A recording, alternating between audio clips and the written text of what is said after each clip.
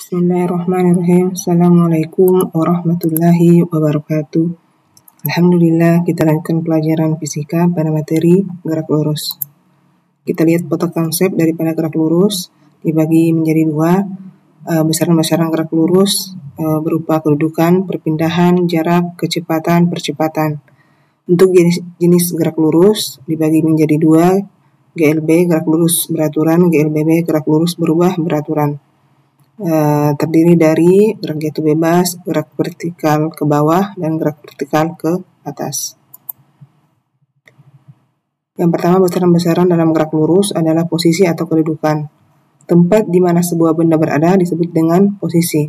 Dalam fisika, posisi biasanya diletakkan dengan menggunakan titik koordinat yang diukur dari sebuah titik acuan tertentu.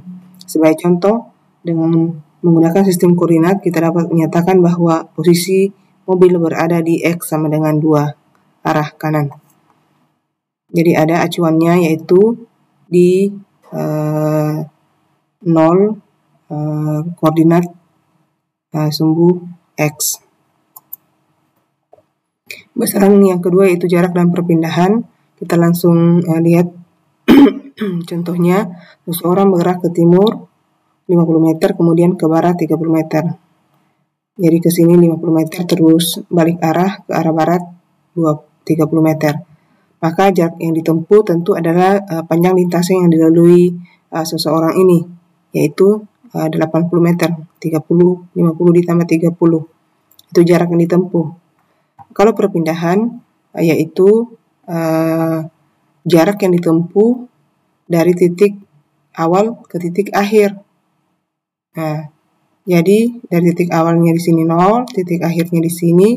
Kalau sampai di sini 50, terus ke sini 30, berarti sisanya adalah 20 atau 50 dikurang 20. Jadi perpindahan seseorang ini cuma 20 meter. Kalau misalkan ini soal mengatakan bahwa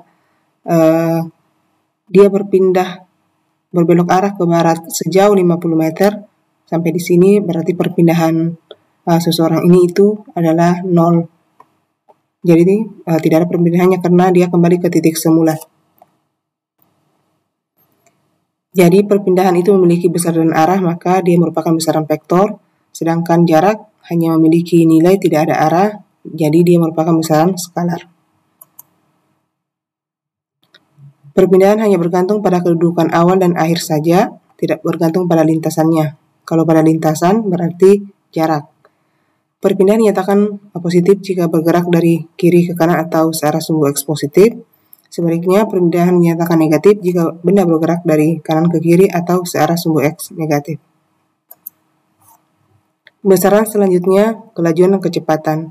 Kalau kelajuan itu jarak tempuh dibagi waktu tempuh. Dirumuskan X per T, biasa juga menggunakan simbol S dibagi T. Nah, kalau kecepatan yang merupakan besaran vektor, perpindahan dibagi waktu tempuh,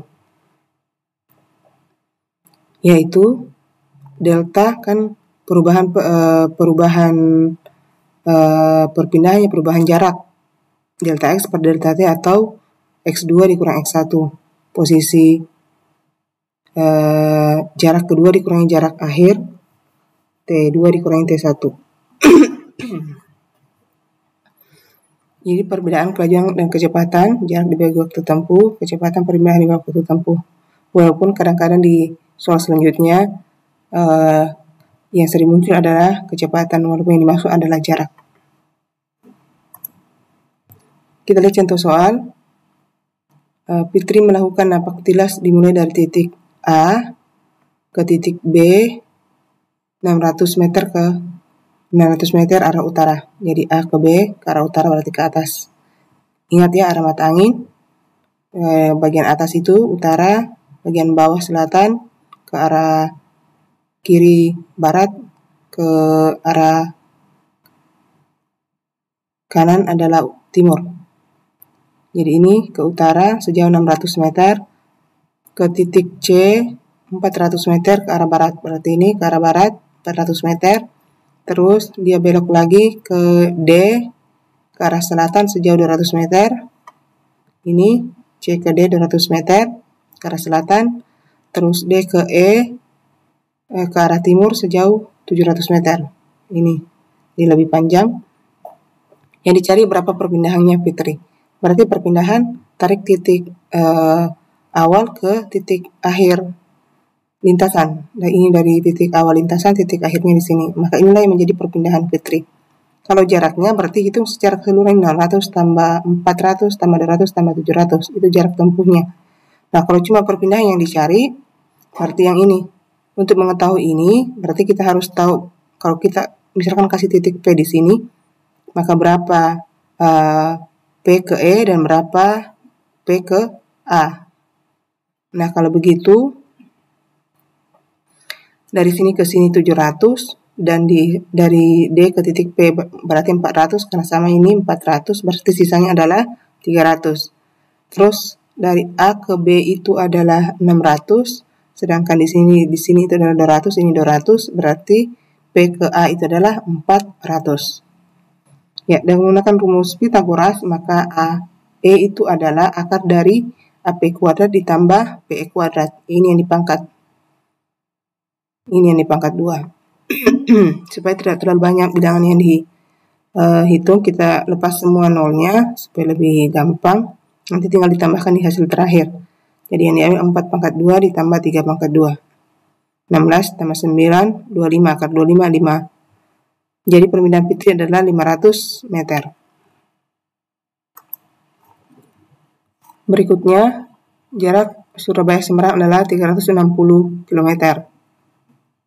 Bu Ani tiba di Semarang pukul 16 atau jam 4 sore. Jika kecepatan mobil yang dikendarai Bu Ani adalah 25 meter per second, maka pada jam berapa Bu Ani berangkat dari Surabaya?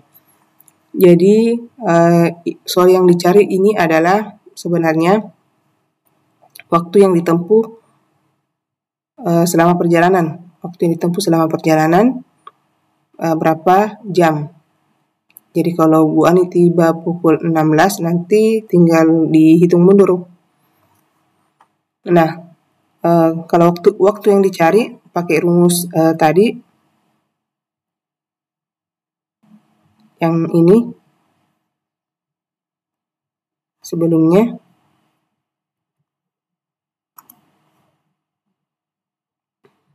V sama dengan kita bisa ganti S di sini, S sama dengan per T. Berarti tukar posisi saja. Kalau T yang dicari berarti ini kan T-nya bisa ke sini, V-nya ke bawah. Berarti S per V. Kembali ke soal. Ini jadi T sama dengan S per V. Jadi kalau waktu yang dicari, jarak dibagi kecepatan atau kelajuan.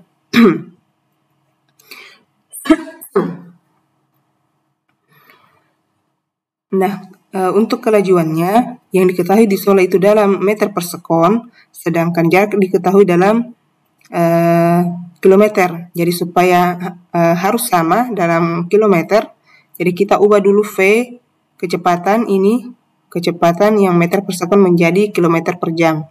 Bagaimana caranya? Ini meter, kalau jadi kilometer kan dibagi 1000 atau 1/1000. Terus sekon kalau jam itu adalah dibagi dengan 3600 atau 1/3600. Selanjutnya kita kalikan. Cara mengalikan kalau begini adalah ujung kali ujung per tengah kali tengah. Ujung kali ujung 3600 kali 1 berarti 3600 per 1000 dikali 1, 1000. Ya, 25 kali 3600 bagi 1000 itu adalah 90 km per jam. Inilah yang dimasukkan ke sini menjadi 90 km per jam. 360 dibagi 90 itu adalah 4 jam. Ya, jadi kilometer habis, jamnya yang tertinggal. Jadi waktu yang ditempuh perjalanan Ibu Ani ke Surabaya Semarang adalah 4 jam. Jadi kalau dia tiba jam 4 sore, berarti dia berangkat jam 12 siang. Jadi pilihan jawabannya adalah A. Ya, saya kira cukup untuk hari ini. Tetap semangat, manjad wajadah, siapa yang bersungguh-sungguh akan berhasil. Kurang lebihnya mohon dimaafkan. Assalamualaikum warahmatullahi wabarakatuh.